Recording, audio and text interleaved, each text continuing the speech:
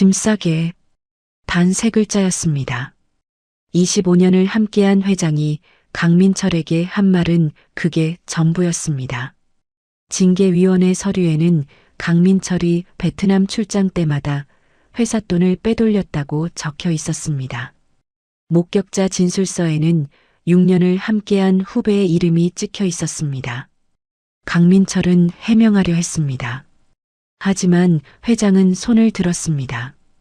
그렇게 25년이 하루아침에 끝났습니다. 그런데 그것이 끝이었을까요? 조용히 짐을 싸서 나간 그 남자가 1년 후 어디에 서 있었는지 지금부터 들어보시겠습니까? 사연 시작 전에 구독과 좋아요를 눌러주시고 어디에서 듣고 계신지 댓글 남겨주시면 그곳으로 건강과 행복이 가득하길 기원하겠습니다. 대원산업 창립 25주년 기념식이 열리는 날이었다. 호텔 연회장에는 임직원 200여 명이 자리를 가득 채우고 있었다. 샹들리에 불빛 아래 양복과 드레스가 반짝였고 여기저기서 웃음소리와 건배 소리가 섞였다. 회사 로고가 새겨진 대형 현수막이 무대 뒤를 장식하고 있었다. 테이블마다 꽃다발이 놓였고 직원들은 저마다 들뜬 얼굴로 사진을 찍었다. 누가 봐도 화려한 자리였다. 강민철은 연회장 한쪽 구석에 서 있었다. 양복은 단정했지만 새 것은 아니었다. 흰 머리가 듬성듬성 섞인 머리카락은 깔끔하게 빗어 넘겼고 크고 거친 손은 음료잔을 조용히 쥐고 있었다. 화려한 자리를 좋아하는 사람이 아니었다. 사람들 사이에서 웃고 떠드는 것보다 구석에서 전체를 바라보는 쪽이 편했다. 그래도 오늘만큼은 자리를 지켜야 했다. 25년이었으니까. 입사한 것이 27이었다. 처음 발령받은 곳이 영업부였다. 당시만 해도 영업부는 회사에서 가장 고된 부서였다. 거래처를 직접 발로 뛰어야 했고 실적이 없으면 자리가 없었다. 강민철은 불평하지 않았다. 그냥 일했다. 새벽에 나가서 밤에 들어왔다. 그렇게 25년이 흘렀다. 그 세월 동안 강민철이 만들어낸 것 중 가장 큰 것이 베트남 루트였다. 처음 베트남 시장에 뛰어든 것이 15년 전이었다. 당시 많은 회사들이 앞다퉈 동남아 시장에 진출하던 시절이었다. 너도 나도 현지 파트너를 찾아 계약서를 들이밀었다. 하지만 대부분 23년을 버티지 못하고 철수했다. 계약서로는 신뢰를 살 수 없다는 것을 몰랐던 것이다. 강민철은 달랐다. 계약서보다 먼저 사람을 찾았다. 호치민 시장 골목을 며칠씩 돌아다니며 현지 상인들과 어울렸다. 말이 통하지 않아도 웃으며 악수를 청했다. 함께 밥을 먹었고 함께 술을 마셨다. 한 번 약속한 것은 반드시 지켰다. 납기가 위태로울 때는 미리 전화해서 솔직하게 말했다. 문제가 생기면 비행기를 타고 직접 날아갔다. 그렇게 만난 첫 번째 사람이 의무엔이었다. 처음에는 작은 거래였다. 하지만 강민철이 한 번도 약속을 어기지 않자 의무엔은 다른 거래처를 소개해줬다. 그 거래처는 또 다른 거래처를 이어줬다. 15년이 흐르는 동안 그 네트워크는 단단하게 뿌리를 내렸고 베트남 루트는 대원산업 연 매출의 40%를 책임지는 핵심 라인이 되었다. 숫자로 쌓은 것이 아니었다. 사람으로 쌓은 것이었다. 단상 위에 오른 오태준 회장이 마이크를 잡았다. 이른이 다 된 나이였지만 목소리는 여전히 낮고 무거웠다. 오래된 만년필을 양복 안주머니에 꽂고 있었다. 창업 때부터 쓰던 것이라는 소문이 있었다. 25년 전 저는 직원 12명과 함께 이 회사를 시작했습니다. 자본도 없었고 인맥도 없었습니다. 있는 것이라고는 사람뿐이었습니다. 회장이 잠깐 말을 멈췄다. 우리 회사의 뿌리는 사람입니다. 박수 소리가 터졌다. 강민철도 조용히 손뼉을 쳤다. 틀린 말이 아니었다. 그 말이 진심이라는 것도 알았다. 25년 동안 그 뿌리 중 하나로 살아왔으니까. 그때 핸드폰이 진동했다. 베트남 호치민 응우엔 사장이었다. 강민철은 연회장 밖으로 나갔다. 복도는 조용했다. 행사장 안에서 흘러나오는 음악 소리가 희미하게 들렸다. 이사님, 올해도 잘 부탁드립니다. 저희는 이사님만 믿습니다. 수화기 너머 응우엔의 목소리는 언제나처럼 따뜻했다. 강민철이 낮게 웃으며 말했다. 응우엔 사장님, 저야말로요. 올 하반기 물량 걱정 마세요. 제가 직접 챙기겠습니다. 전화를 끊고 돌아서는데 박준혁이 복도에서 기다리고 있었다. 잘생긴 얼굴에 환한 웃음을 띠고 있었다. 6살 아래 후배였다. 입사했을 때부터 눈에 띄는 사람이었다. 말이 청산유수였고 윗사람 앞에서 주눅드는 법이 없었다. 강민철은 그 패기가 마음에 들었다. 영업팀에 직접 요청해서 데려왔다. 6년을 곁에서 키웠다. 이사님, 여기 계셨군요. 찾았습니다. 강민철이 웃으며 그의 어깨를 두드렸다. 오늘 행사 준비 고생했어. 잘 됐다. 박준혁이 강민철의 팔을 살짝 잡으며 말했다. 이사님 덕분입니다. 제가 이사님한테 얼마나 많이 배웠는지 모릅니다. 이사님이 계셔서 든든합니다. 강민철은 그 말이 좋았다. 진심으로 좋았다. 6년 동안 밤새워 같이 일했고 베트남 출장도 함께 다녔다. 술도 마셨고 때로는 싸우기도 했다. 아들처럼 아꼈다. 믿었다. 행사가 끝나고 임직원들이 하나둘 빠져나갔다. 강민철은 마지막까지 자리를 지키다 나왔다. 25년 동안 늘 그랬던 것처럼. 그날 밤 최성민 대표 집무실에 불이 켜져 있었다. 최성민은 창가에 서서 서울 야경을 내려다보고 있었다.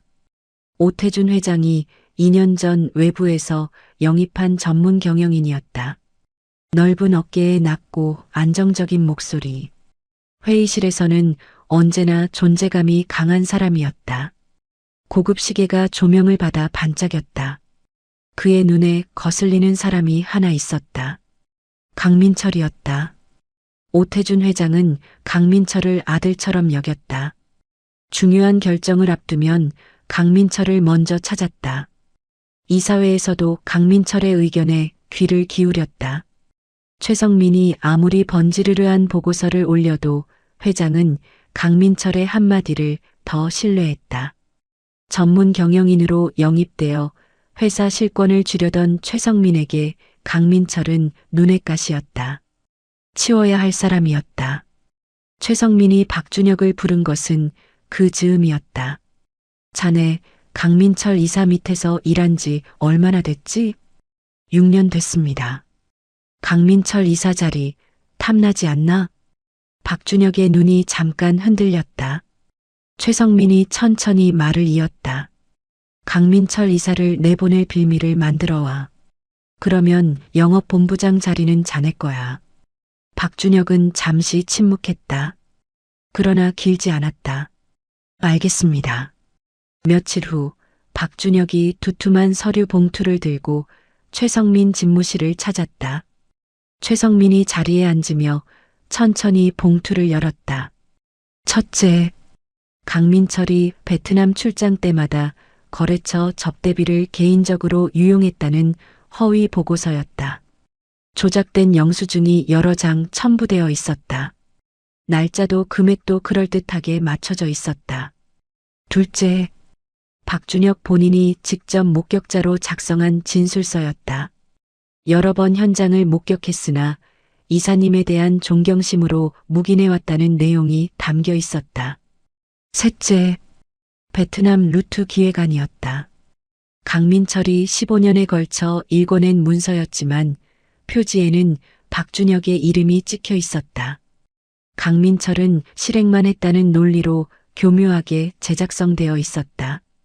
최성민이 서류를 덮으며 말했다.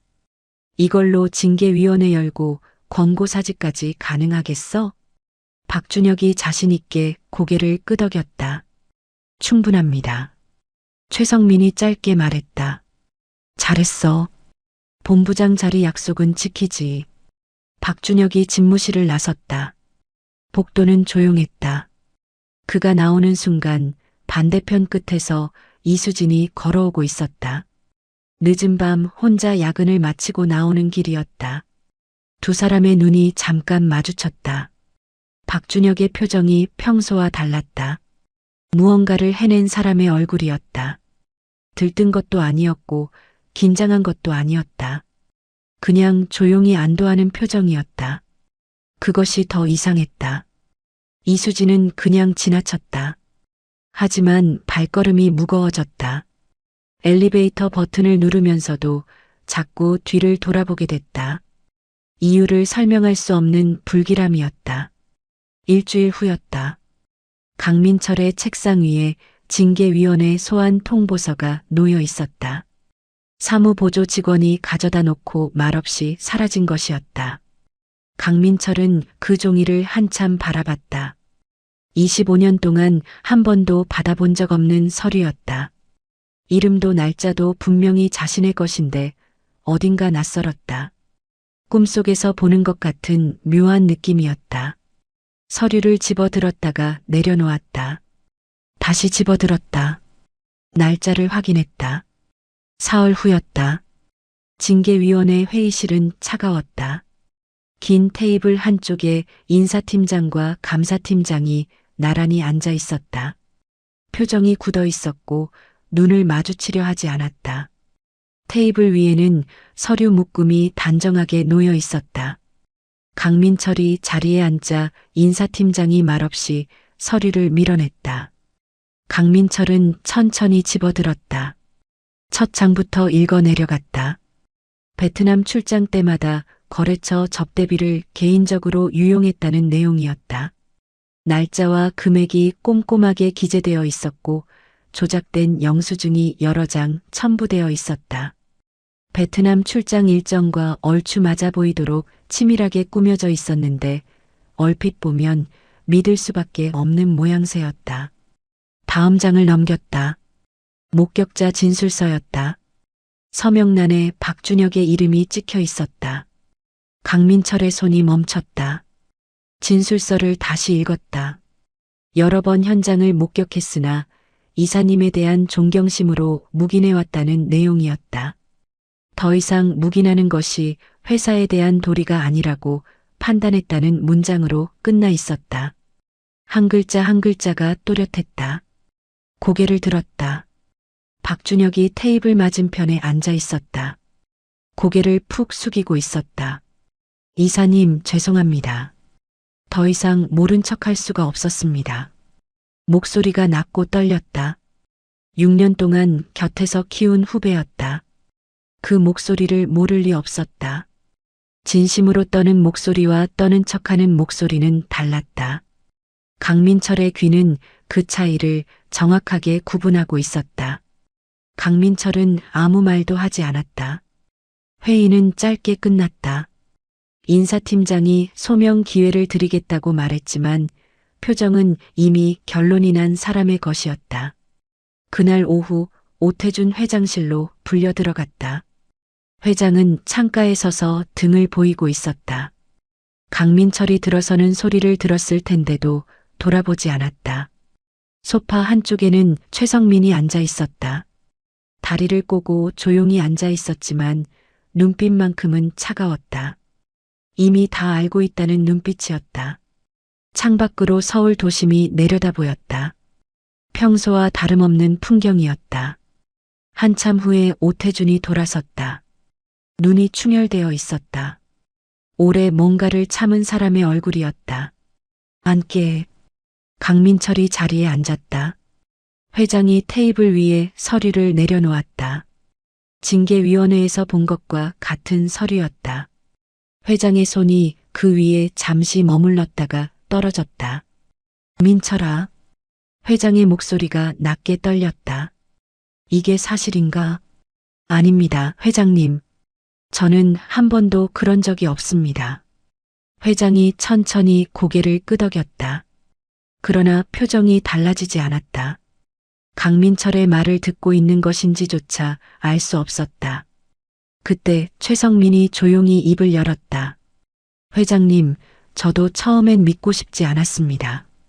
강민철 이사님이 어떤 분인지 저도 잘 압니다. 25년이라는 세월이 어떤 건지도 압니다. 하지만 서류가 이렇게 나온 이상 그냥 넘어가기가 어렵습니다.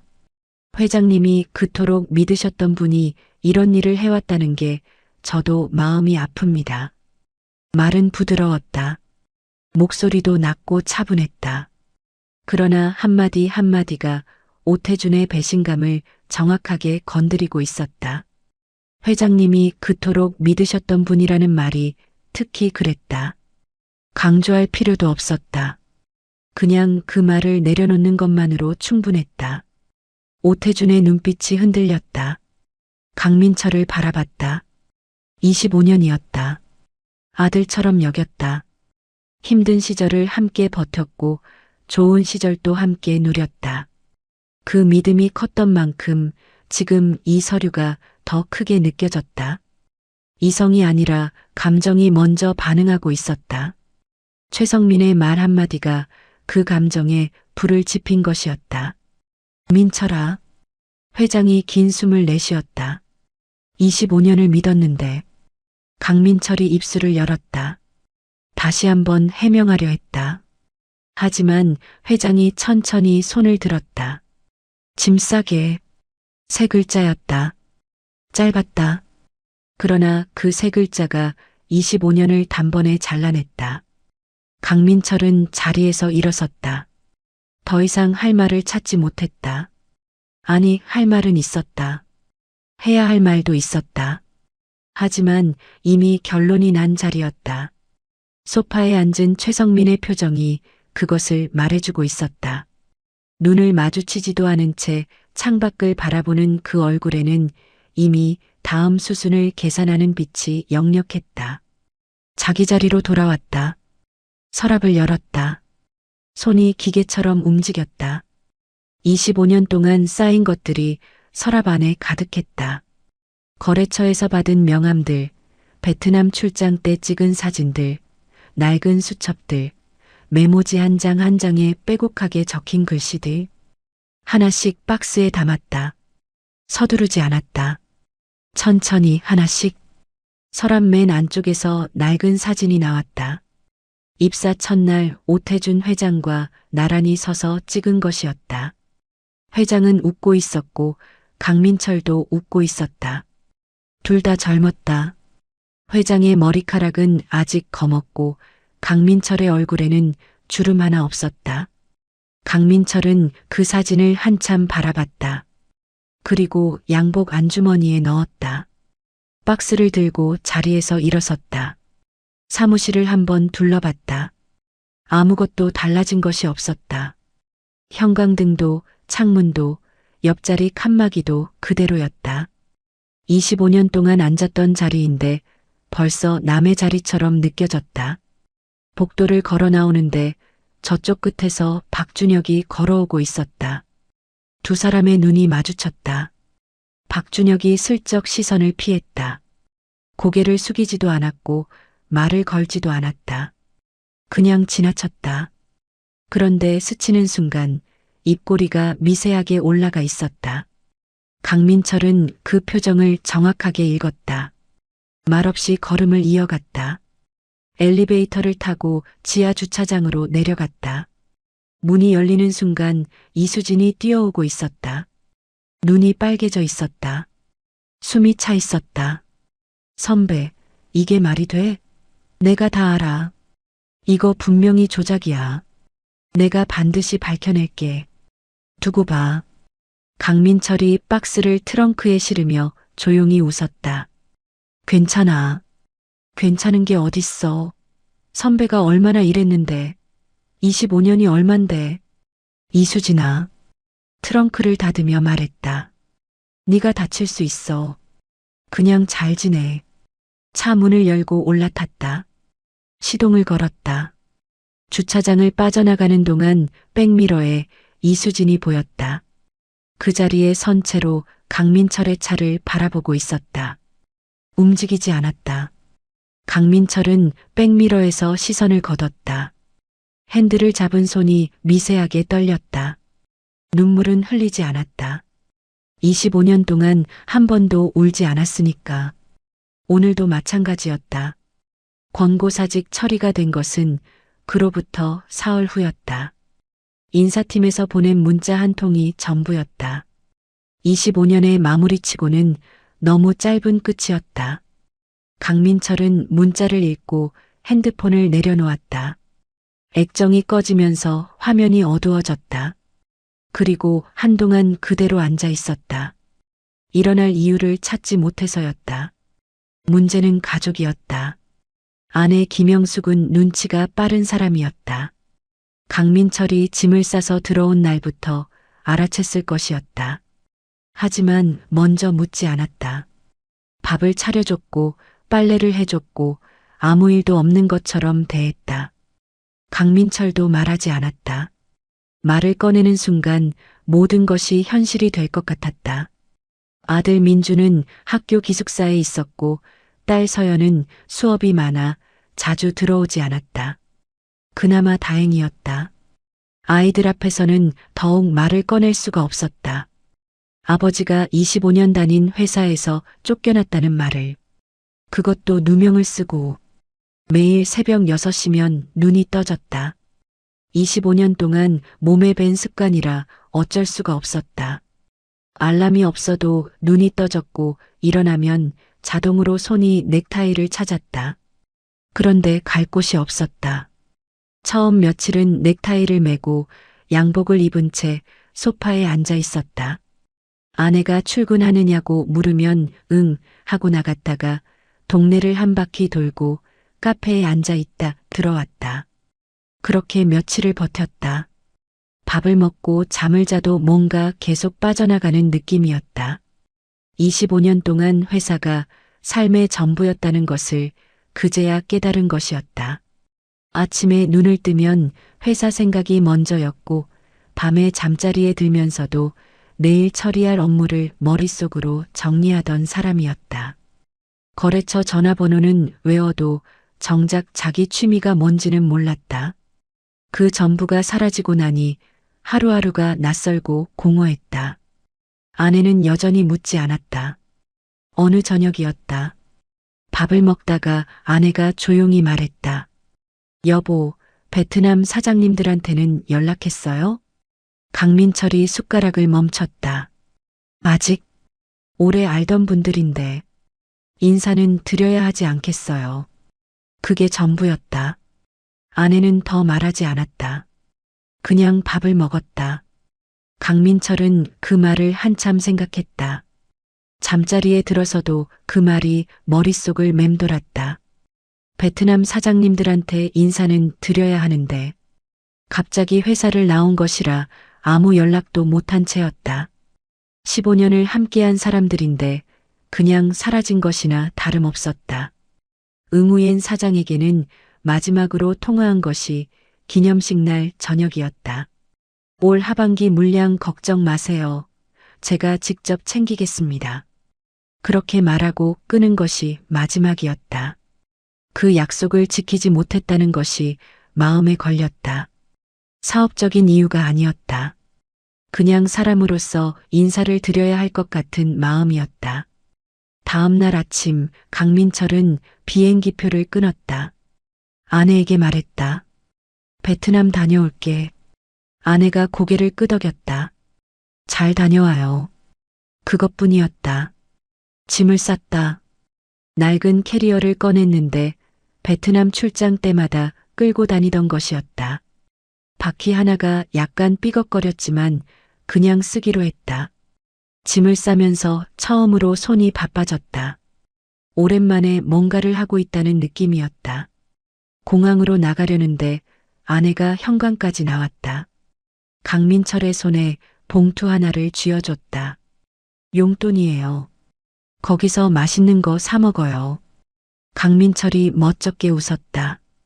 내가 가장인데 뭔 용돈이야. 아내가 웃으며 말했다. 지금은 내가 가장이에요. 어서 가요. 강민철은 그 말에 할 말을 잃었다. 그냥 돌아섰다. 엘리베이터 버튼을 누르면서 눈이 뜨거워졌다. 꾹 참았다. 호치민 공항에 내리는 순간 후텁지근한 열기가 몸을 감쌌다. 매연과 열대 풀냄새가 섞인 호치민 특유의 공기였다. 강민철은 잠깐 그 자리에 서서 숨을 깊이 들이쉬었다. 사실 그리 오래되지 않은 시간이었는데 지난 2달이 너무 길었던 탓에 오랜만처럼 느껴졌다. 공항 안을 오가는 사람들이 분주했다. 짐을 끌고 전화를 하고 누군가를 기다리고 있었다. 저마다 갈 곳이 있는 사람들이었다. 입국장 문이 열렸다. 응우엔 사장이 서 있었다. 직접 나온 것이었다. 손에는 아무것도 들지 않고 그냥 서 있었다.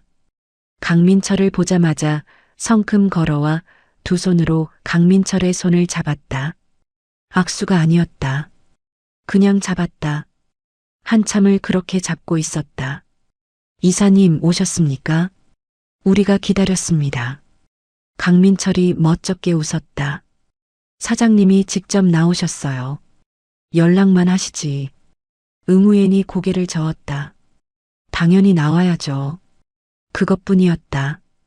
왜 갑자기 연락이 끊겼는지, 무슨 일이 있었는지 묻지 않았다. 이미 알고 있는 사람의 태도였다. 강민철은 그것이 고마웠다. 설명하지 않아도 되는 사람이 있다는 것이 고마웠다. 사흘을 함께 다녔다. 첫째 날은 메콩강이었다.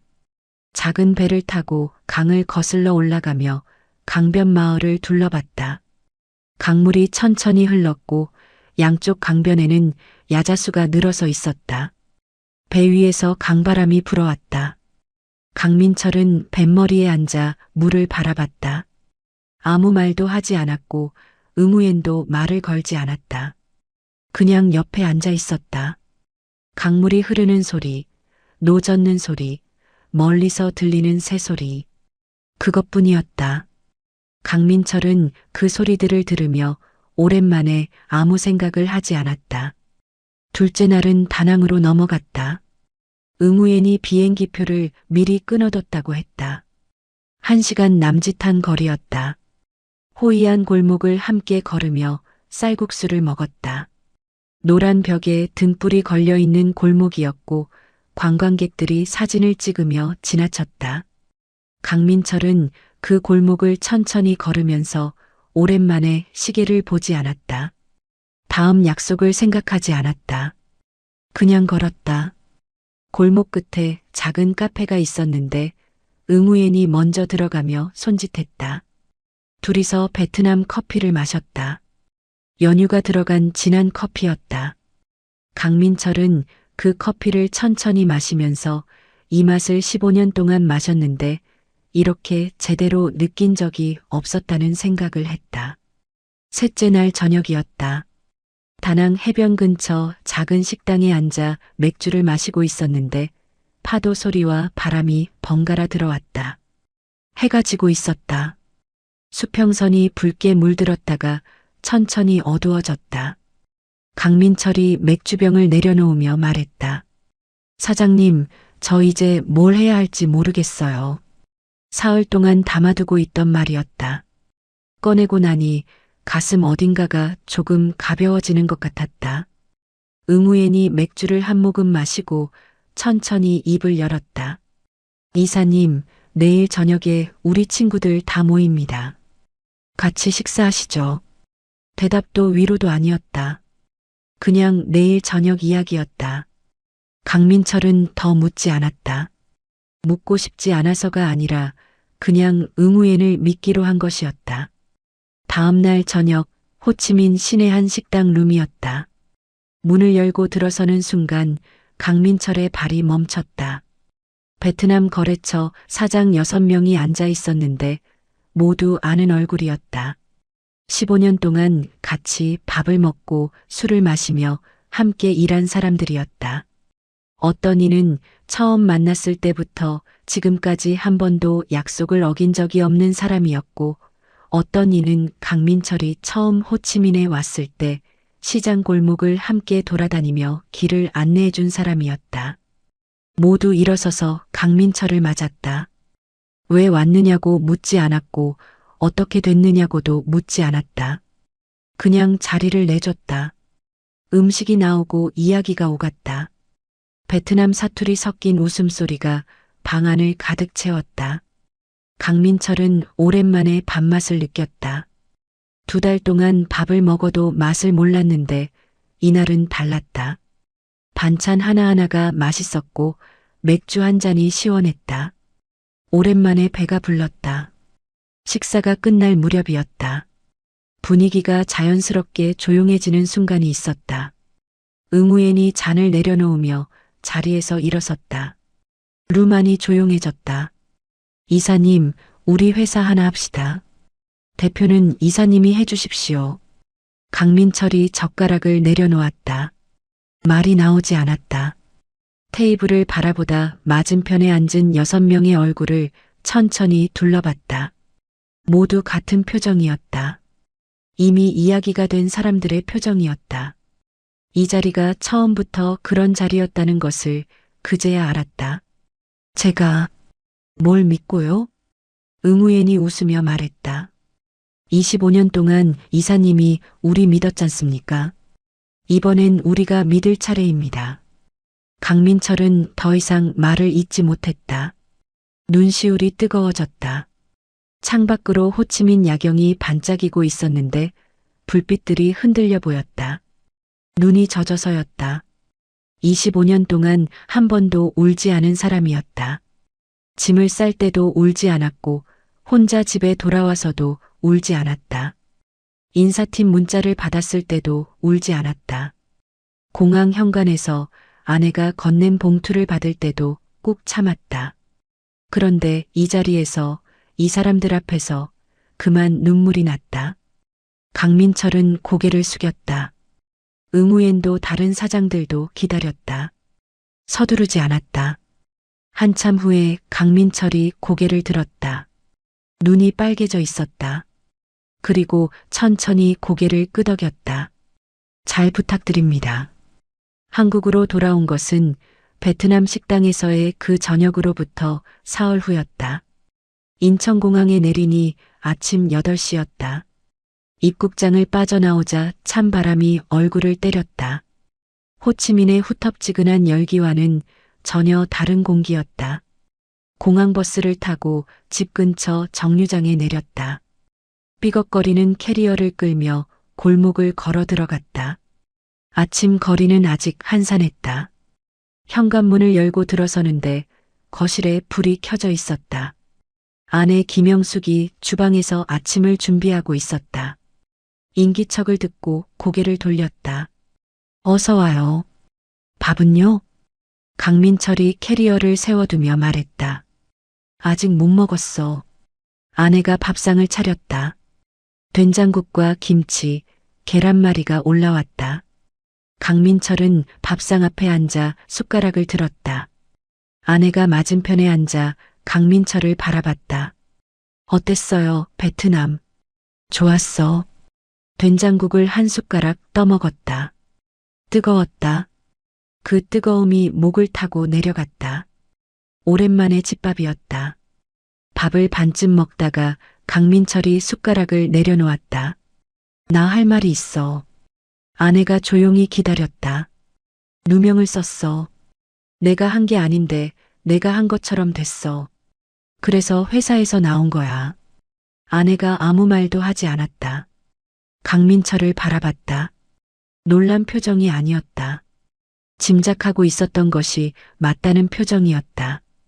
양복을 입고 나갔다가 넥타이가 느슨해진 채로 들어오던 날들, 밥을 먹는 내내 말이 없던 저녁들, 밤에 잠을 못 이루고 뒤척이던 소리들, 다 알고 있었을 것이었다. 한참 후에 아내가 말했다. 억울했겠네요. 강민철이 낮게 말했다. 많이 억울했지. 아내가 강민철의 손 위에 자신의 손을 얹었다.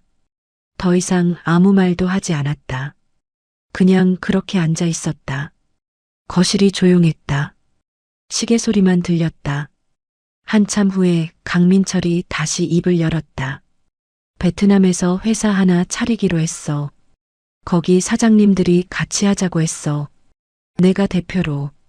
아내가 한참 강민철을 바라보다 말했다. 잘 됐네요. 잘 됐냐고 묻지 않았고 괜찮겠느냐고도 묻지 않았다. 그냥 잘 됐다고 했다. 강민철은 그 말이 고마웠다. 길게 설명하지 않아도 되는 사람이었다. 다음 날 아침 아이들을 불러 앉혔다. 대학교 3학년인 아들 민준과 1학년인 딸 서연이었다. 강민철은 짧게 말했다. 아빠가 베트남에서 새롭게 시작해 볼 생각이라고. 거기 오래 알던 사장님들이 같이 하자고 해서 회사를 하나 차리기로 했다고. 민준이가 고개를 끄덕이며 말했다. 아빠 잘할 수 있어. 베트남 사장님들이랑 오래 일했잖아. 서연이가 눈을 반짝이며 말했다. 아빠 베트남 가면 나 방학 때 놀러 가도 돼? 강민철이 피식 웃었다. 그래 와. 아이들이 방으로 들어가고 나서 아내와 눈이 마주쳤다. 아내가 조용히 웃었다. 강민철도 웃었다. 오랜만에 짓는 웃음이었다. 그 후로 열흘이 흘렀다. 베트남에서 회사를 차리려면 준비할 것이 많았다. 비자 서류를 챙겨야 했고 현지 법인 설립 절차도 알아봐야 했다. 응우엔 사장과 매일 통화하며 하나씩 정리해 나갔다. 오랜만에 할 일이 생겼다. 아침에 눈을 뜨면 메모지에 처리할 것들을 적어 내려갔다. 손이 바빴고 머릿속이 돌아갔다. 2달 동안 멈춰 있던 것들이 다시 움직이는 느낌이었다. 출국 전날 밤이었다. 캐리어를 싸면서 서랍을 열었다가 낡은 사진이 눈에 들어왔다. 입사 첫날 오태준 회장과 찍은 것이었다. 한참 바라보다 양복 안주머니에 넣었다. 습관처럼 된 일이었다. 아내가 방문 앞에 서 있었다. 강민철이 캐리어를 싸는 것을 바라보고 있었다. 다 쌌어요? 응. 아내가 방으로 들어와 캐리어 지퍼를 한번 확인했다. 그리고 말했다. 밥은 꼭 챙겨 먹어요. 거기 더우니까 물도 많이 마시고. 강민철이 고개를 끄덕였다. 알았어. 서연이 방학 때 진짜 데려가도 되면 말해요. 애가 기대하고 있어. 강민철이 웃으며 말했다. 그래. 자리 잡히면 데려와. 아내가 먼저 방을 나갔다.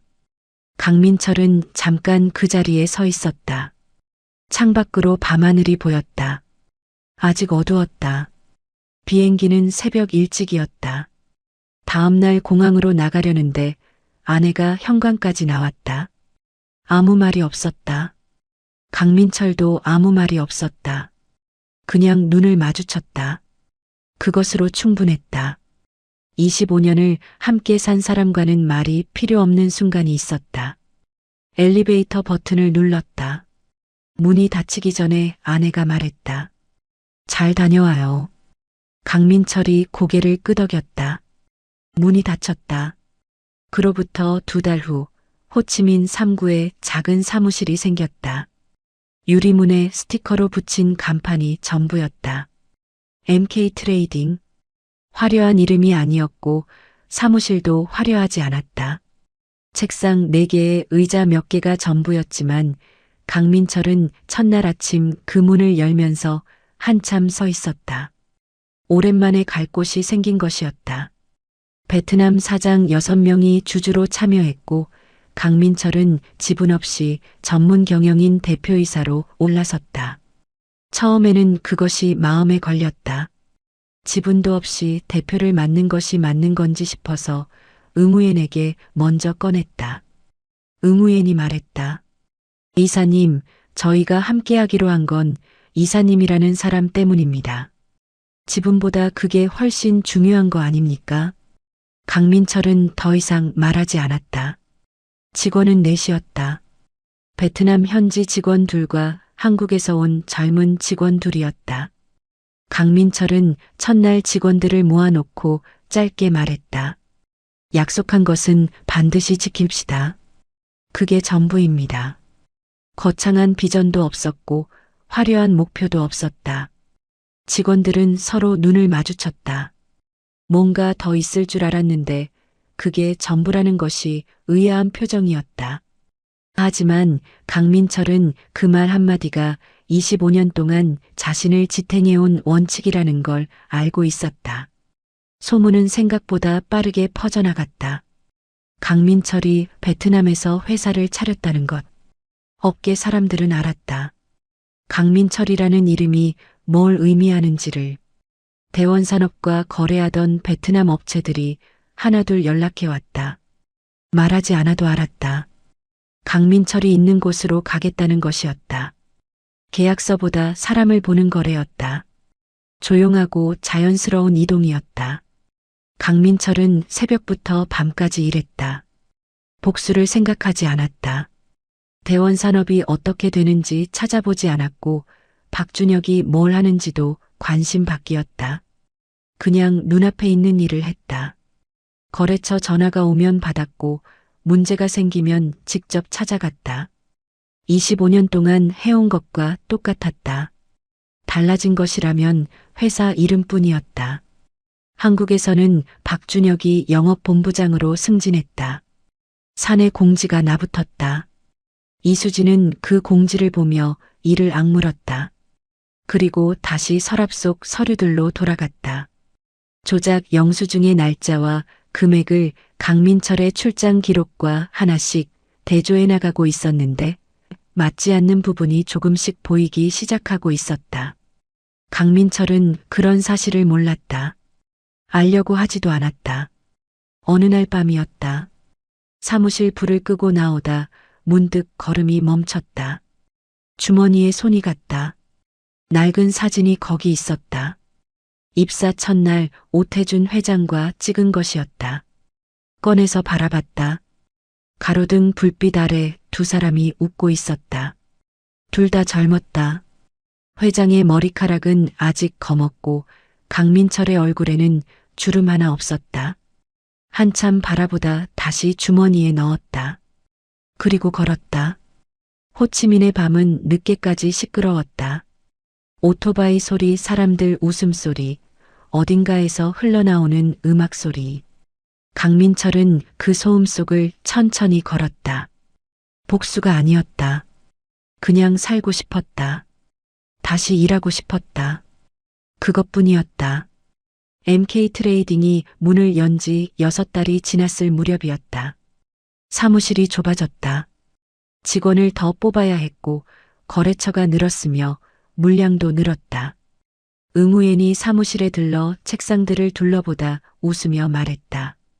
이사님, 사무실 넓혀야겠습니다. 강민철이 창밖을 바라보며 고개를 끄덕였다.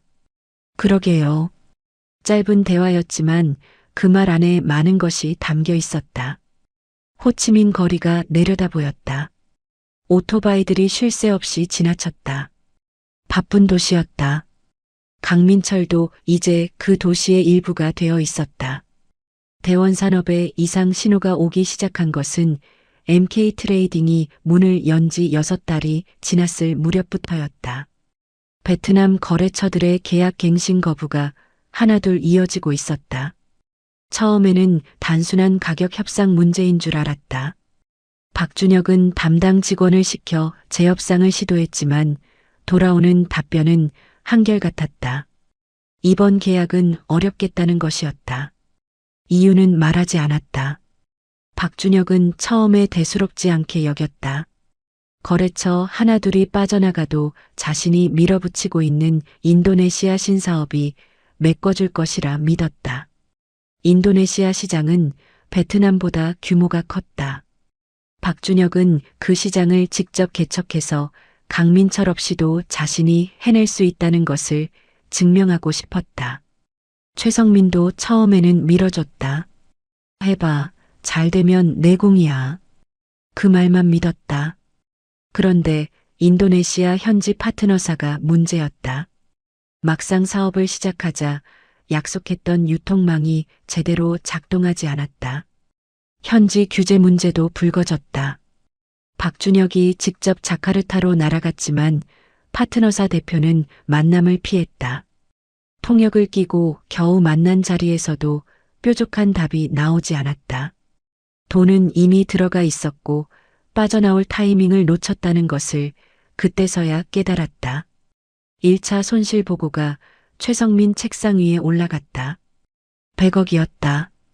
최성민이 박준혁을 집무실로 불렀다. 인도네시아 어떻게 된 거야? 현지 파트너사가 문제입니다. 재협상 중입니다. 재협상? 최성민이 낮게 반복했다. 의자에 등을 기대며 박준혁을 바라봤다. 말이 없었다. 그 침묵이 박준혁에게는 더 무거웠다. 한참 후에 최성민이 다시 입을 열었다. 베트남은 또 왜 이 모양이야? 거래처들이 줄줄이 빠져나가고 있잖아. 그쪽도 파악 중입니다. 파악 중? 최성민이 비웃듯 말했다. 강민철 있을 때는 이런 일이 없었어. 그 말이 비수처럼 꽂혔다. 박준혁은 아무 말도 하지 못하고 집무실을 나왔다. 복도를 걸으며 이를 악물었다. 강민철 있을 때는 그 말이 머릿속에서 떠나지 않았다. 박준혁은 결국 베트남행 비행기를 탔다. 인도네시아 문제는 본사에서 처리하더라도 베트남 거래처들만큼은 직접 만나서 붙잡아야 했다.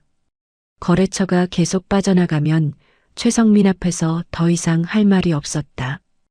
호치민 공항에 내려 의무엔 사장 사무실로 향했다. 낯선 거리였다. 강민철을 따라 몇 번 와본 것이 전부였다. 그때는 강민철이 앞장서서 걸었고 자신은 뒤를 따랐다. 지금은 혼자였다. 의무엔 사장 사무실 앞에 도착했다. 직원이 나와 고개를 저었다. 사장님, 오늘 외부 미팅이 있으셔서 자리를 비우셨습니다. 언제 돌아오십니까? 일정이 불확실합니다. 다음에 예약하고 오시면 좋겠습니다. 박준혁이 명함을 내밀었다. 직원은 받아들었지만 표정이 어딘가 어색했다. 예약을 해달라고 하지도 않았다. 그냥 들어가 버렸다. 박준혁은 건물 밖으로 나왔다. 호치민의 햇살이 강하게 내리쬐었다. 오토바이 소리가 요란했다. 발걸음을 돌리는데 길 건너편 골목 초입에 새로 생긴 듯한 사무실 건물이 눈에 들어왔다. 유리문이 넓고 깔끔한 건물이었다. 유리문 위에 스티커로 붙인 간판이 보였다. MK 트레이딩. 처음 보는 이름이었다. 박준혁은 무심코 시선을 거두려다 멈췄다. 유리문 너머로 안쪽이 훤히 들여다 보였다. 회의실이 보였다. 누군가 바이어들과 마주 앉아 이야기를 나누고 있었다. 강민철이었다. 박준혁의 발이 그 자리에 굳었다. 분명 강민철이었다. 양복은 새 것이었고 자세는 편안했다. 바이어들과 웃으며 이야기를 나누고 있었다. 짐을 싸서 나오던 날의 그 굳은 얼굴이 아니었다. 회사를 나온 사람의 얼굴이 아니었다. 자기 자리에 있는 사람의 얼굴이었다. 그때 강민철이 고개를 돌렸다. 유리문 너머로 박준혁과 눈이 마주쳤다. 강민철의 표정이 굳지 않았다. 놀라지도 않았다. 그냥 바라봤다. 한 박자 멈추더니 다시 바이어에게로 시선을 돌렸다. 마치 길 가는 행인을 잠깐 봤다가 시선을 거두는 것처럼. 그 한 박자가 박준혁에게는 칼처럼 느껴졌다. 다른 거래처도 찾아갔지만 결과는 마찬가지였다. 담당자가 자리를 비웠다고 했고 어떤 곳은 아예 문이 닫혀 있었다. 빈손으로 귀국했다. 최성민에게 보고할 말이 없었다. 비행기 안에서 박준혁은 창밖을 바라봤다. 구름이었다. 아무것도 보이지 않았다. MK 트레이딩. 그 간판이 머릿속에서 지워지지 않았다. 강민철이 베트남에 회사를 차렸다는 것. 베트남 거래처들이 빠져나가는 이유가 그것이었다는 것. 이제는 알았다. 하지만 이미 늦었다. 한국에서 이수진은 조용히 움직이고 있었다. 조작 영수증의 날짜와 강민철의 실제 출장 기록을 하나씩 대조한 결과 맞지 않는 부분이 여러 곳에서 발견됐다. 강민철이 베트남 출장을 가지 않은 날짜에 현지 접대비가 결제된 흔적이 있었다. 혼자 끌어안고 있기에는 너무 큰 것이었다. 하지만 아직 때가 아니었다. 더 명확한 근거가 필요했다. 이수진은 서류를 다시 서랍에 넣고 자물쇠를 잠갔다. 대원산업 내부 분위기가 어수선해지기 시작한 것은 그 무렵이었다. 인도네시아 신사업 실패 소식이 사내에 돌기 시작했다. 아직 공식 발표는 없었지만 영업팀 직원들 사이에서는 이미 소문이 파다했다. 회의실에서 최성민과 박준혁이 언성을 높이는 소리가 새어나왔다는 말도 돌았다. 오태준 회장이 경영 일선에 다시 나서겠다는 이야기도 들려오기 시작했다. 박준혁은 그 소문들 속에서 처음으로 불안해지기 시작했다. 최성민을 믿었다. 그가 뒤를 봐줄 것이라 믿었다. 강민철을 내보내면 자신의 자리가 단단해질 것이라 믿었다. 그런데 지금 상황은 달랐다. 베트남 거래처들은 빠져나가고 인도네시아 사업은 무너지고 있었다. 무엇보다 최성민의 눈빛이 달라지고 있었다. 처음에 보여주던 눈빛이 아니었다. 차갑고 계산적인 눈빛이었다. 그 눈빛을 볼 때마다 등줄기가 서늘해졌다. 어느 날 밤이었다. 퇴근하려다 최성민 집무실 앞을 지나는데 불이 켜져 있었다. 문이 조금 열려 있었다. 최성민이 전화를 하고 있었다. 박준혁은 발걸음을 멈췄다. 네, 지금 정리하고 있습니다. 조금만 더 기다려 주십시오. 누군가에게 보고하는 목소리였다. 박준혁은 그 자리에서 더 듣지 않고 자리를 피했다. 엘리베이터를 타면서 손이 차가워지는 것을 느꼈다. 정리. 그 단어가 머릿속에서 맴돌았다. 강민철을 정리할 때도 저 단어를 썼었다. 혹시 지금 정리당하는 것이 자신인가?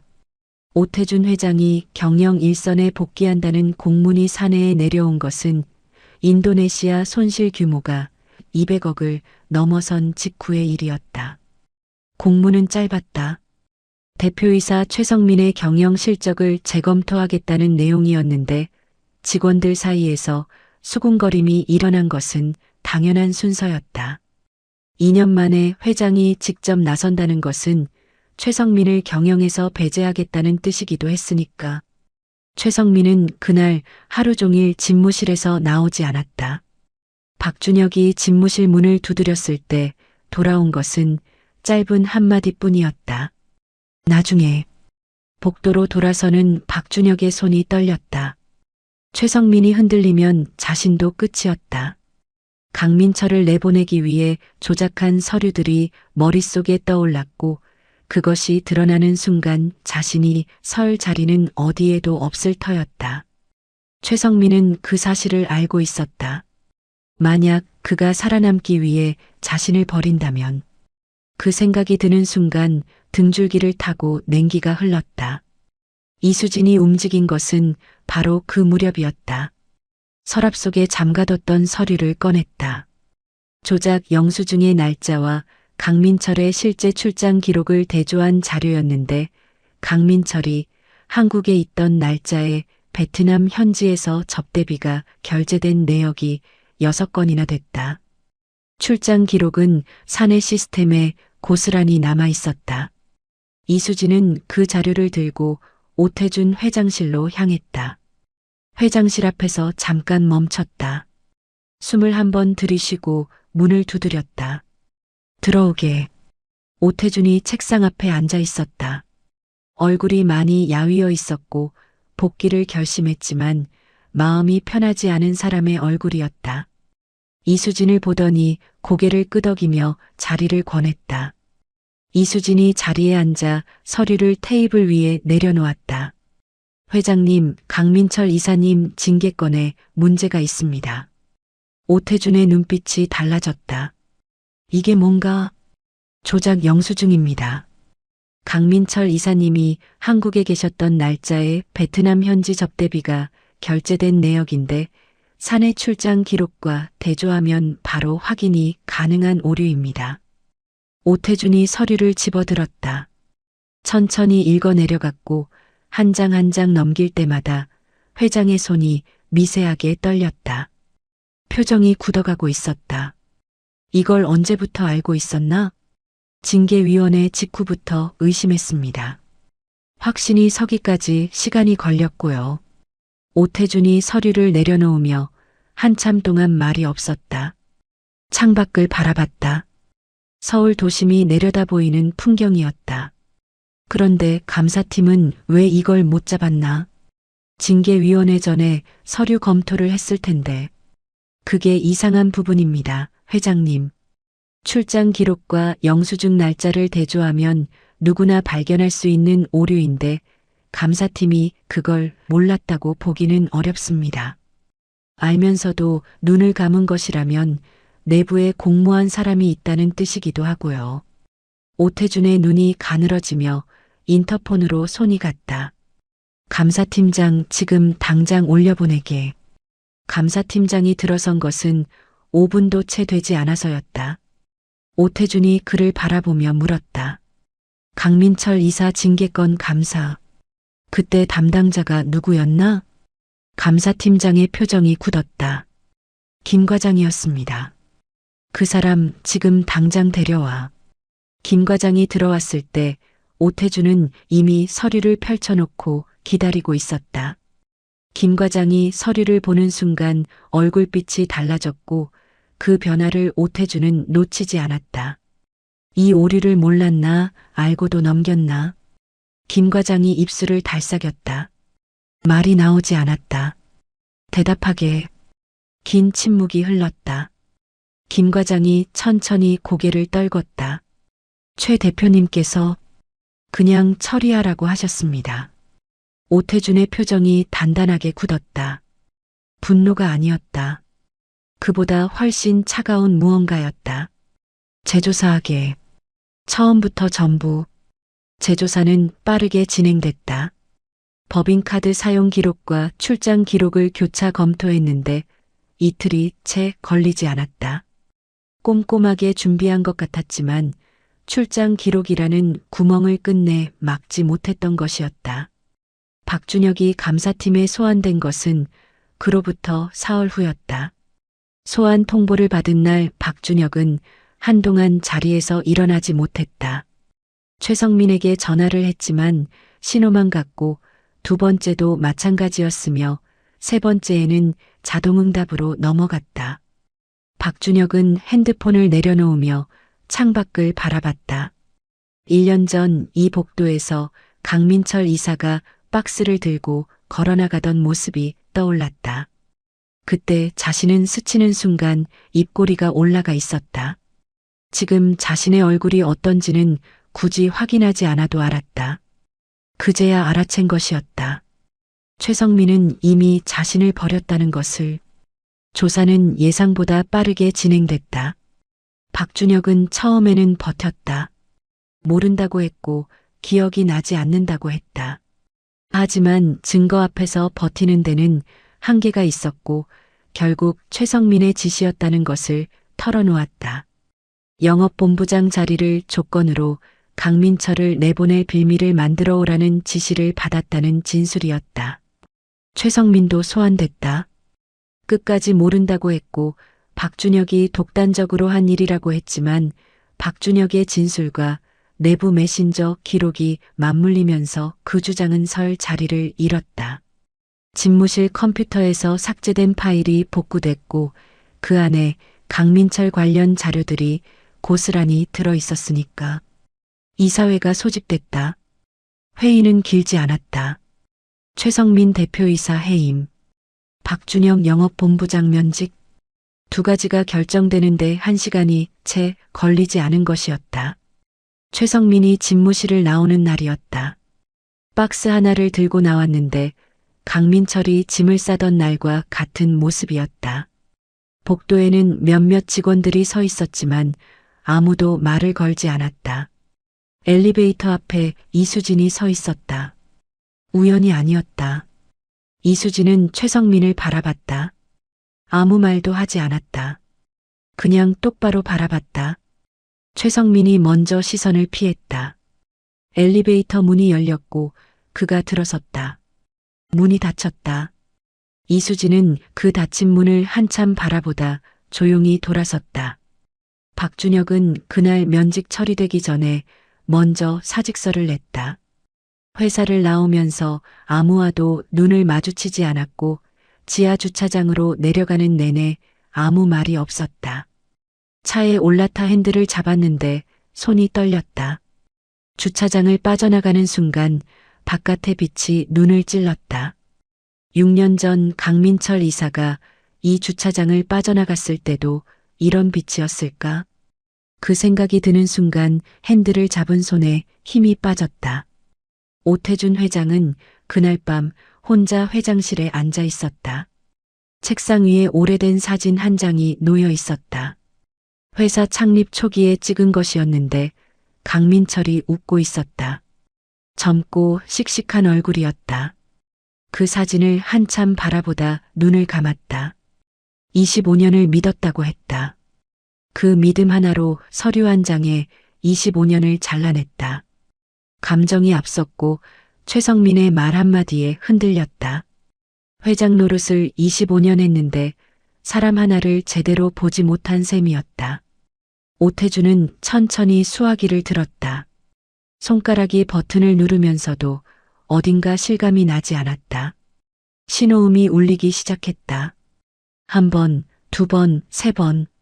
아무도 받지 않았다. 오태준은 수화기를 귀에 댄 채 그 신호음을 들으며 가만히 앉아 있었다. 끊으면 그만이었지만 끊을 수가 없었다. 신호음이 끊기고 나서야 다시 번호를 눌렀다. 이번에도 마찬가지였다.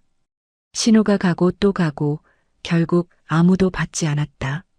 세 번째를 누르면서 오태준은 자신이 무엇을 기대하는지를 알고 있었다.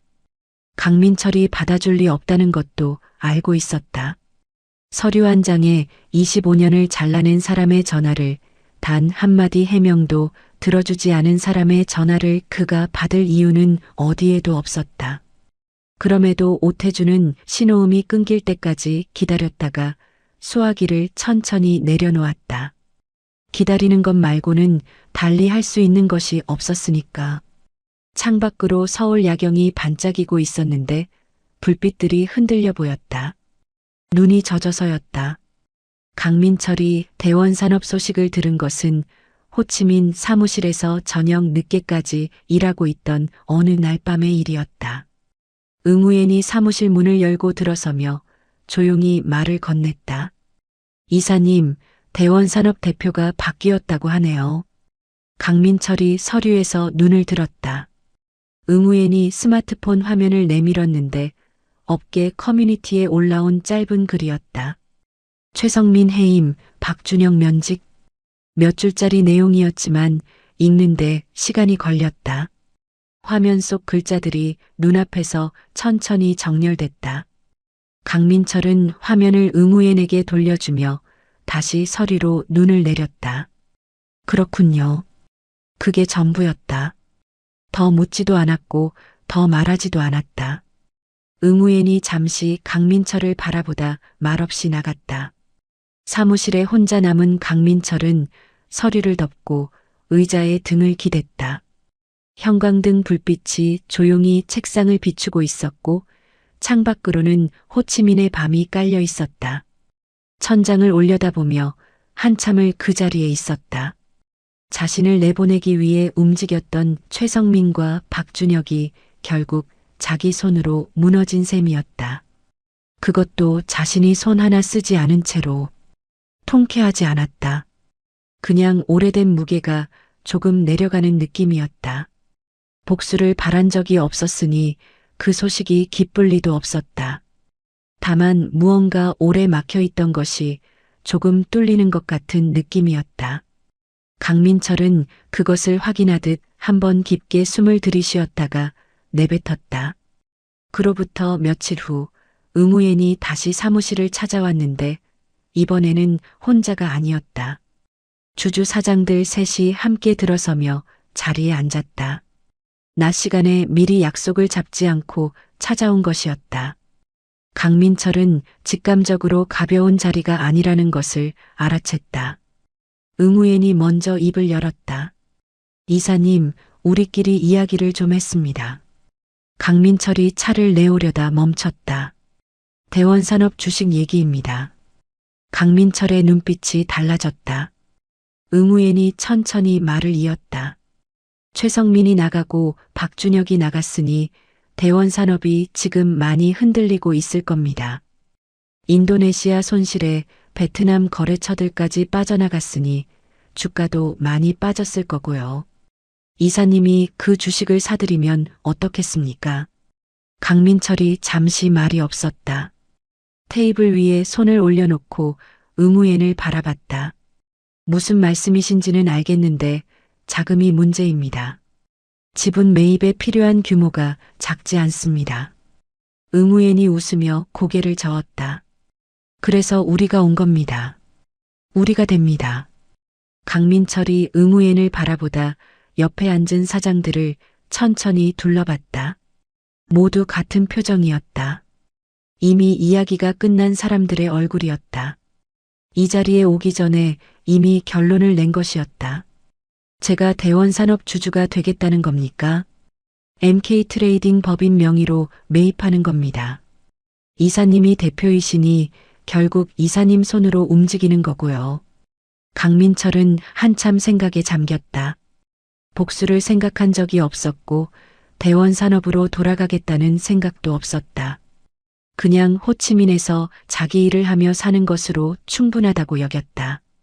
그런데 지금 응우엔이 내놓은 것은 복수가 아니었다. 사람으로서 당한 일을 사람답게 바로잡는 것이었다. 누가 시켜서가 아니라 스스로 일어서는 것이었다. 오태준 회장님이 아직 계십니다. 제가 주주로 들어가면 회장님 입장이 난처해질 수 있습니다. 응우엔이 말을 이었다. 회장님이 이사님을 내보낸 건 맞지만 속은 겁니다. 이사님이 돌아가서 회사를 바로 세우는 것이 오히려 회장님한테도 맞는 일 아니겠습니까? 강민철이 창밖을 바라봤다. 호치민 거리가 내려다 보이는 풍경이었다. 오토바이들이 쉴 새 없이 지나쳤다. 저 거리에서 15년을 보냈고 이 사무실에서 새로 시작했다. 여기서 끝낼 수도 있었다. 그것으로도 충분한 삶이었다. 그런데 25년이 자꾸 마음에 걸렸다. 오태준 회장의 얼굴이 자꾸 떠올랐다. 짐을 싸던 날 회장실에서 본 그 충혈된 눈이었다. 25년을 믿었는데 라고 했던 그 목소리였다. 회장도 속은 것이었다. 강민철은 그것을 알고 있었다. 그 사람을 위해서라도 돌아가야 할 이유가 있었다. 얼마나 생각하고 계십니까? 응우엔이 서류 한 장을 내밀었다. 강민철이 집어들었는데 목표 지분율이 적혀 있었다. 15%, 2대 주주 자리였다. 숫자를 바라보는 동안 손이 미세하게 떨렸다. 강민철은 서류를 내려놓고 잠시 눈을 감았다. 오태준 회장의 얼굴이 다시 떠올랐다. 그리고 아내의 목소리도 떠올랐다. 억울했겠네요. 많이 억울했지. 그 밤의 주방이 눈앞에 그려졌다. 눈을 떴다. 알겠습니다. 진행합시다. 주식 매입은 조용하게 시작됐다. MK트레이딩 법인 명의로 대원산업 주식을 사들이기 시작한 것이었다. 한꺼번에 움직이지 않았고 시장에 신호를 주지 않기 위해 조금씩 꾸준히 사들였다. 대원산업 주가는 인도네시아 손실과 경영진 교체 여파로 많이 내려와 있었으니 매입하기에 나쁘지 않은 시점이기도 했다. 5%를 넘어서면서 대량 보유 공시가 나가기 시작했지만 MK트레이딩이라는 이름은 대원산업 내부에서 아는 사람이 없었다. 베트남에 세운 작은 무역회사였으니 그럴 수밖에 없었다. 강민철은 매일 저녁 사무실 불을 끄기 전에 증권 계좌를 열어 지분 현황을 직접 확인했다. 숫자가 조금씩 올라갈 때마다 아무 말도 하지 않았다. 그냥 바라봤다. 석 달이 흘렀다. 그 석 달 동안 강민철은 평소와 똑같이 일했다. 새벽에 나와서 밤에 들어갔고 거래처 전화를 받았으며 출장을 다녔다. 주식 매입이 진행되고 있다는 것을 직원들은 몰랐으며 의무행과 주주 사장들만 아는 일이었다. 그것이 맞다고 생각했다. 조용히 움직여야 했다. 떠들썩하게 할 일이 아니었으니까. 어느 날 저녁이었다.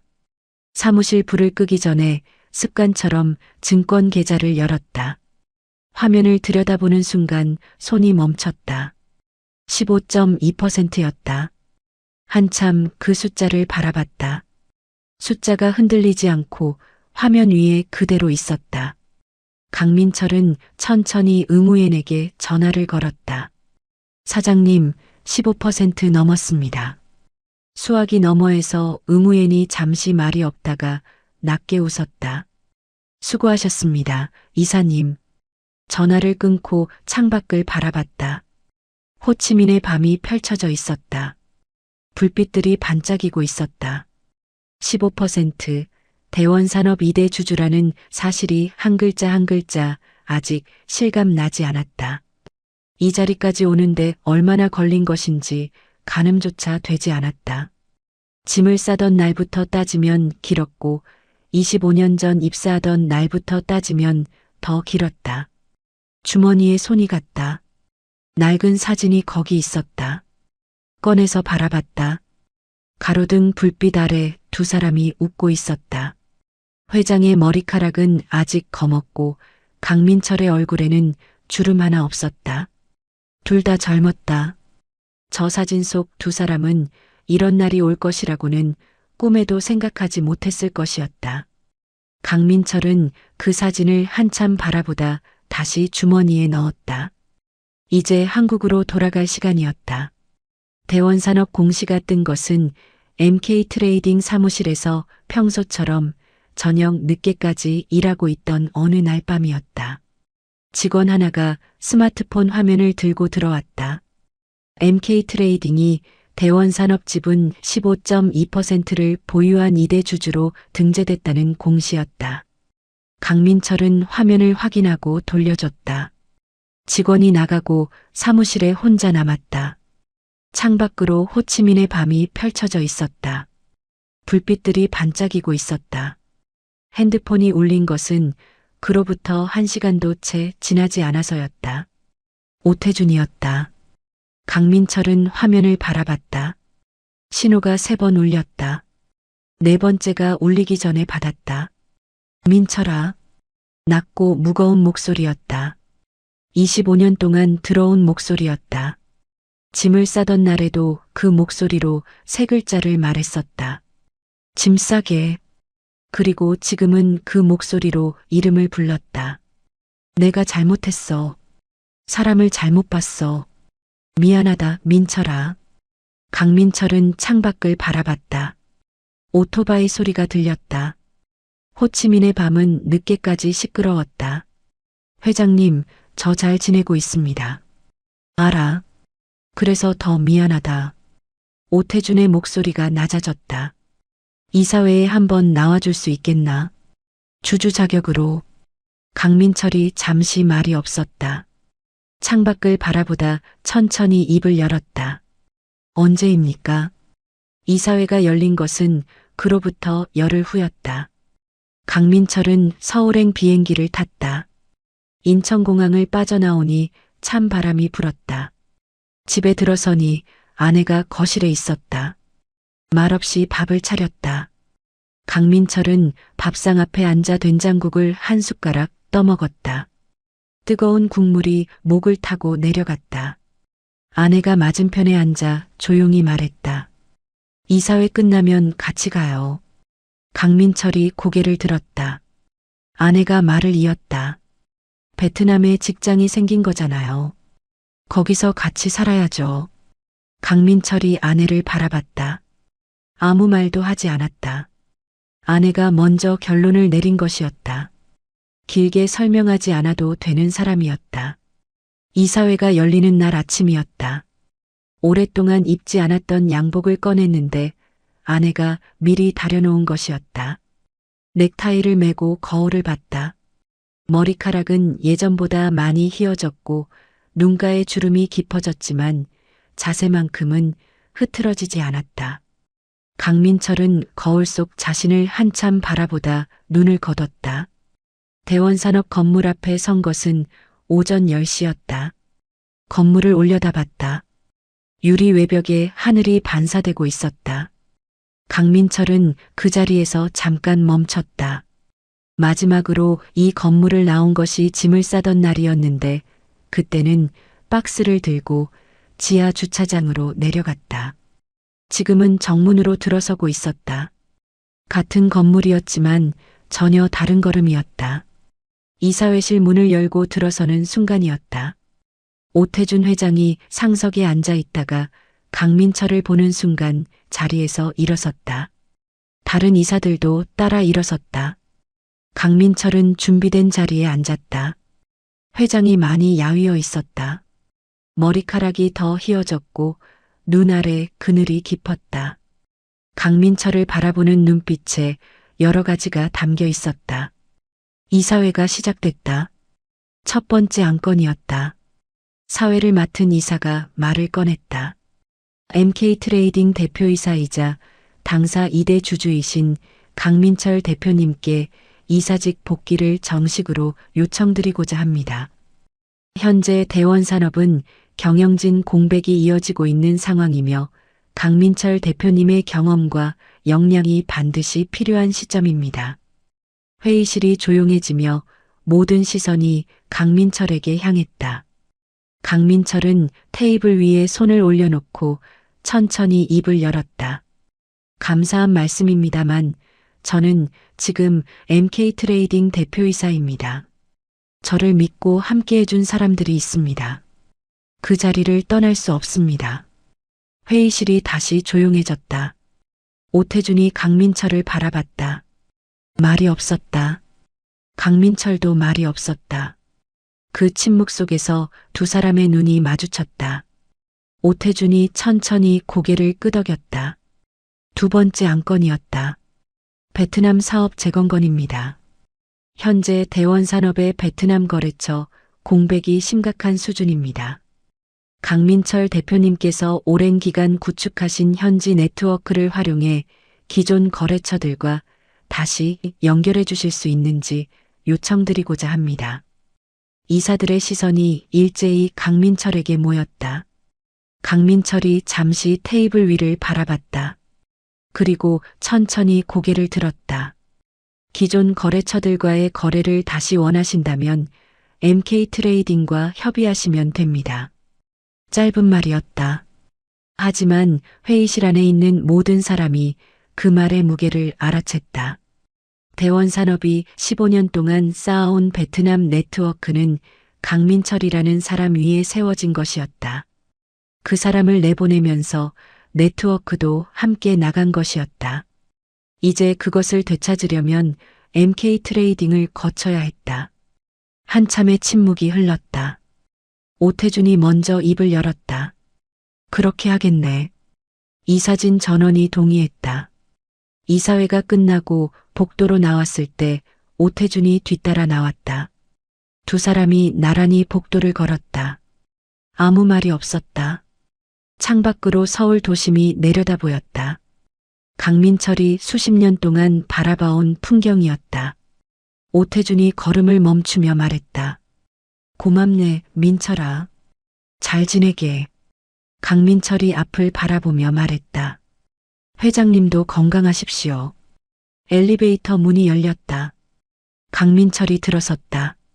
문이 닫히기 전에 오태준이 바라보고 있었다. 강민철도 바라봤다. 문이 닫혔다. 이수진이 복도 끝에서 그 장면을 바라보고 있었다. 강민철이 탄 엘리베이터 문이 완전히 닫히는 것을 확인하고 나서야 천천히 웃었다. 오랫동안 참아온 웃음이었다. 출국은 사흘 후였다. 짐을 싸는데 오래 걸리지 않았다. 아내는 이미 며칠 전부터 조용히 준비해두고 있었다. 큰 캐리어 2개가 현관 앞에 나란히 놓였다. 한국 집은 그대로 두기로 했다. 민준과 서연이 쓸 것이었다. 출국 전날 밤이었다. 민준과 서연을 불러 앉혔다. 강민철이 말했다. 이 집은 너희 것이다. 아빠 엄마는 베트남에서 살 거야. 방학 때 오고 싶으면 언제든 와라. 서연이 눈을 반짝이며 말했다. 진짜요? 저 방학 때 바로 갈게요. 민준이 조용히 고개를 끄덕이다가 말했다. 아빠 잘됐다. 진짜로. 강민철이 피식 웃었다. 아이들이 방으로 들어가고 나서 아내와 눈이 마주쳤다. 아내가 조용히 웃었다. 강민철도 웃었다. 공항에 도착한 것은 이른 아침이었다. 강민철과 아내가 나란히 출국장으로 걸어 들어갔다. 아내가 캐리어를 끌며 강민철 옆에 붙어 걸었다. 강민철은 그 걸음이 좋았다. 오랫동안 혼자 걸었는데 이제 나란히 걷고 있었다. 출국장 문이 열렸다. 2 사람이 나란히 들어섰다. 강민철은 주머니에 손을 넣었다. 낡은 사진이 거기 있었다. 꺼내지 않았다. 그냥 손으로 느꼈다. 그것으로 충분했다. 호치민에서 새로운 하루가 기다리고 있었다. 강민철은 끝내 복수하지 않았습니다. 소리치지 않았고 싸우지도 않았습니다. 그냥 자기 자리로 돌아가 자기가 해온 일을 했습니다. 약속을 지키고 사람을 믿고 묵묵히 걸었습니다. 25년 동안 그래왔던 것처럼 배신한 사람은 스스로 무너졌고 속았던 사람은 뒤늦게 눈물을 흘렸습니다. 강민철은 그 어느 것도 바라지 않았습니다. 그저 다시 일하고 싶었고 다시 살고 싶었습니다. 그것뿐이었습니다. 어쩌면 세상에서 가장 단단한 복수는 아무것도 바라지 않고 그냥 잘 사는 것인지도 모릅니다. 강민철이 아내와 나란히 출국장을 걸어 들어가는 그 뒷모습이 오늘 하루 힘드셨던 분들께 작은 위로가 되었으면 합니다. 이야기를 끝까지 들어주신 분이 계시다면 잘 들었다고 댓글 하나만 남겨주세요. 구독과 좋아요 부탁드립니다. 감사합니다.